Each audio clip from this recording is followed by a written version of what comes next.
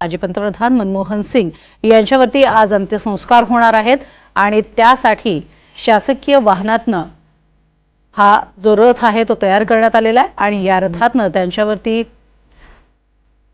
त्यांची एक यात्रा या अंतिम यात्रा जी आहे ती निघणार आहे। तेव्हाची ही सगळी तयारी जी आहे ती झालेली आहे। आपण बघतोय काँग्रेस मुख्यालयात मनमोहन सिंग यांचं पार्थिव ठेवलं जाणार आहे। शासकीय इतमामात त्यांच्यावरती अंत्यसंस्कार पार पडतील। त्यासाठी हा जो रथ आहे तो आपण पाहतोय शासकीय वाहनावरती फुलांची सजावट करण्यात आलेली आहे आणि याच रथातून त्यांना अखेरचा निरोप दिला जाईल। त्यासाठी काँग्रेसचे सगळे संपूर्ण भारतातनं कार्यकर्ते जे आहेत ते सध्या दिल्लीमध्ये उपस्थित झालेले आहेत आणि याच रथामधून आता मनमोहन सिंग यांचं पार्थिव नेलं जाईल आणि त्यांच्यावरती अंत्यसंस्कार करण्यात येतील। काही मार्गांमध्ये विशेष बदल करण्यात आलेले आहेत। मनमोहन सिंग यांच्यावरती आज अंत्यसंस्कार पार पडतील, मात्र त्याआधी काँग्रेस मुख्यालयामध्ये त्यांचं पार्थिव हे अंत्यदर्शनासाठी ठेवलं जाईल। ते सगळे दिग्गज नेते जे आहेत ते सध्या उपस्थित असलेले आपण पाहतोय।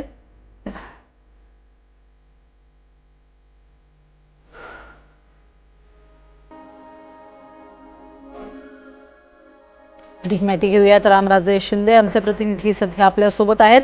रामराजे, काही रस्ते जे आहेत ते रस्ते मोकळे करण्यात आलेले आहेत, काही मार्गांमध्ये बदल करण्यात आलेले आहेत। कशा स्वरूपामध्ये आता मनमोहन सिंग यांचं पार्थिव जे आहे ते काँग्रेस मुख्यालयाकडे आणि त्यानंतर अंत्यविधीसाठी नेलं जाणार आहे? बिलकुल, आता मनमोहन सिंग यांचं 3 मोतीलाल नेहरू मार्गातून पार्थिव जे आहे ते निघालेलं आहे आणि ते शासकीय इतमामामध्ये आणलं जात आहे आणि ते काँग्रेसच्या मुख्यालयामध्ये पार्थिव ठेवण्यात येणार आहे। आणि पार्थिव इथे आणल्यानंतर साधारणतः 1 तास असणार आहे आणि तेव्हा काँग्रेसच्या सर्व पदाधिकाऱ्यांना कार्यकर्त्यांना संधी मिळणार आहे दर्शन करण्याची। आता नुकतेच सोनिया गांधी, राहुल गांधी आणि प्रियंका गांधी हे तिघेही दाखल झालेले आहेत आणि काँग्रेस मुख्यालयामध्ये हे पार्थिव ठेवलं जाणार आहे। इथे सुरक्षा व्यवस्था कडक करण्यात आलेली आहे, सर्व रस्ते जे ते ब्लॉक करण्यात आलेले आहे।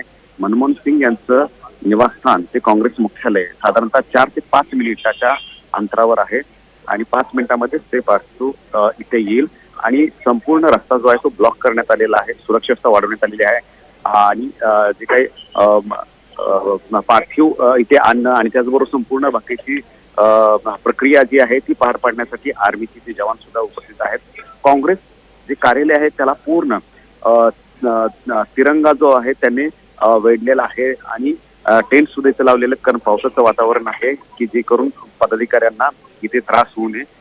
त्याचबरोबर महत्वाचे नेते आले, मल्लिकार्जुन खरगे आलेले, DK शिवकुमार आलेले आहेत आणि त्यांच्यासोबत ज्या त्यांच्या कार्यकालामध्ये जे महत्वाचे नेते होते ते सर्व जण आहेत। पंजाब, हरियाणा, त्याचबरोबर उत्तर प्रदेश, बिहार, P चिदंबरम हे सुद्धा इथं दाखल झालेले आहेत, आपण पाहू शकतो।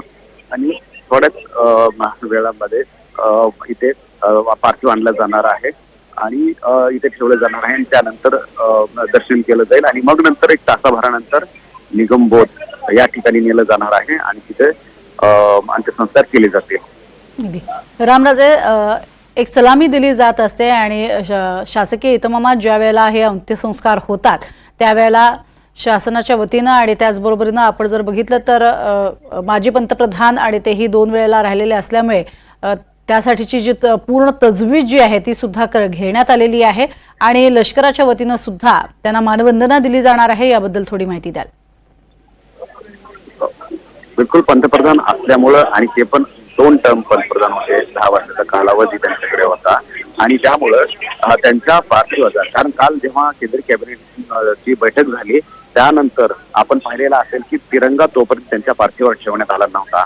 त्याच्या अगोदर केवळ फक्त पुष्पगुच्छ ठेवण्यात आले होते, परंतु नंतर ज्यावेळेस कॅबिनेटमध्ये निर्णय झाला की शासकीय इतमामामध्ये त्यांच्यावर अंत्यसंस्कार केला जाईल आणि त्यानंतर मग तिरंग्याने त्यांचं पार्थिव जे ते वेढलेलं आपल्याला दिसून आलेलं आहे आणि त्यानंतर मग सरकार हे संपूर्ण शासकीय इतमामामध्ये अंत्यसंस्कारची संपूर्ण प्रक्रिया पार पाडतं आणि त्यासाठी आर्मीचे हे महत्वाचे जवान इथं आलेले आहेत त्यांच्यासोबत हा संपूर्ण ताफा असणार आहे आणि तो ताफा आता मुख्यालयामध्ये दाखल होईल आणि त्याचबरोबर इथे आर्मीचे हे जवान पण असणार आहेत आणि त्यानंतर इथून पार्थिव जे आहे ते नेलं जाणार आहे. आता जे गेट्स आहेत, बॅरिकेड्स आहेत ते हटवण्यात आलेले आहेत आणि बाकीचे इथे जे रहदारीचा जो रस्ता आहे तो संपूर्ण दोन्ही बाजूनं ब्लॉक करण्यात आलेला आहे.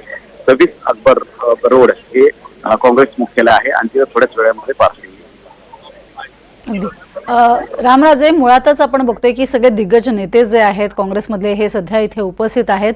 मोठ्या संख्येनं संपूर्ण भारतभरातनं काँग्रेसचे सर्व कार्यकर्ते आणि महत्त्वाचे नेते हे इथे उपस्थित आहेत. मात्र जे अंत्यसंस्कार होणार आहेत ते नेमक्या कोणत्या ठिकाणी होणार आहेत आणि किती वाजता ते केले जाणार आहेत?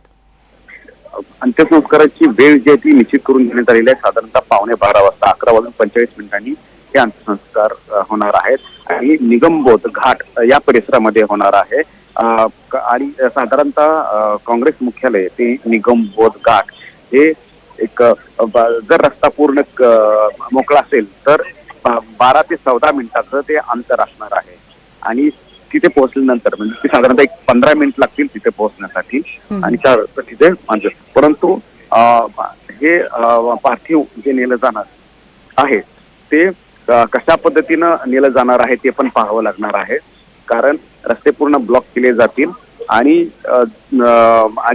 त्यानंतर संपूर्ण काँग्रेसचे कार्यकर्ते सुद्धा सोबत जाणार आहेत आणि त्यामुळे थोडासा उशीर होण्याची शक्यता आहे. साधारणतः 20 ते 25 मिनिटं लागू शकतात आणि तिथे नेल्यानंतर निगमबोध या ठिकाणी त्यांच्यावर अंत्यसंस्कार होणार आहेत. याच्यावरच राजकारण सुरू झालेलं आहे कालपासून. मल्लिकार्जुन खरगे त्याचबरोबर काँग्रेसच्या बाकीच्या नेत्यांनी पण मागणी केलेली आहे. सचिन पायलट यांनी सुद्धा विनंती केलेली आहे की स्मारक बनवावं मनमोहन सिंग यांचं कारण 10 वर्षाच्या कालावधीमध्ये महत्वाचे निर्णय घेतलेले आहेत त्यांनी. माहितीचा अधिकार, अणुसुरक्षा कायदा, त्याचबरोबर अणुकरार असे महत्वाचे निर्णय घेतलेले आहेत. त्यामुळं त्यांचं सुद्धा एक स्मारक बनावं अशी मागणी त्यांनी केली होती. त्यामुळे केवळ अंत्यसंस्कार या ठिकाणी करून अंत्यसंस्कारासोबत स्मारक सुद्धा तयार करावं आणि त्यावर सुद्धा केंद्र सरकारने सकारात्मक प्रतिसाद दिलेला आहे. त्यामुळे स्मारक कुठे केलं जाईल हे निश्चित केंद्र सरकार करणार आहे आणि त्यानुसार पुढची प्रक्रिया सुरू होईल. त्यामुळे 12:15 वाजता ते अंत्यसंस्कार जे ते केले जाणार आहेत निगमबोध घाट या परिसरामध्ये, जो की हा परिसर जो आहे आता अकबर रोड या मुख्यालयामध्ये पार्थिव आणलं जाणार आहे. अकबर रोडवरून निगमबोधकडे जाण्यासाठी अगोदर इंडिया गेट जो परिसर आहे, जो की पार्लमेंटचा परिसर आहे, त्या भागातून पार्थिव जाईल आणि त्यानंतर ITO म्हणजे की ITOचा एक महत्वाचा चौक आहे, तिथून हे पार्थिव नेलं जाणार आहे आणि त्यानंतर निगमबोध घाट जो आहे तो 5 मिनिटाच्या अंतरावर आहे. त्यामुळे साधारणतः 15 ते 20 मिनिटांमध्ये हे पार्थिव तिथे जाण्याची शक्यता आहे. त्यामुळे साधारणतः 11:15 वाजता काँग्रेस मुख्यालयामधून हलवलं जाईल अशी माहिती मिळते. सकाळी 7 ते 3 या काळामध्ये काही वाहतुकीत सुद्धा बदल करण्यात आलेले आहेत. काही ठिकाणचे निर्बंध घालण्यात आलेले आहेत आणि वाहतूकही वळवावी लागलेली आहे. खरं तर आज शनिवार आहे, त्यामुळे शासकीय तसा सुट्टीचा दिवस आहे, त्यात शासकीय दुखवटाही आहे. मात्र जे मार्ग वाहतुकीत बदल करण्यात आलेले आहेत ते नेमके सांगाल? बिलकुल वाहतुकीमध्ये बदल करण्यात आलेला आहे. हा जो मार्ग आहे की जिथून पार्थिव जाणार आहे ते संपूर्ण रस्ते जे ते ब्लॉक करण्यात आलेले आहे. मी म्हटल्याप्रमाणे ITO हा महत्वाचा चौक आहे कारण या ठिकाणी इन्कम टॅक्स ऑफिस असल्यामुळे इथं ITO म्हटलं जातं आणि हा अतिशय महत्वाचा चौक यासाठी आहे की पार्लमेंटकडे जाण्यासाठी, कॅनॉट प्लेसकडे जाण्यासाठी किंवा जुन्या दिल्लीकडे चांदणी चौककडे जाण्यासाठी हाच महत्वाचा एक रस्ता आहे, हाच महत्वाचा चौक आहे.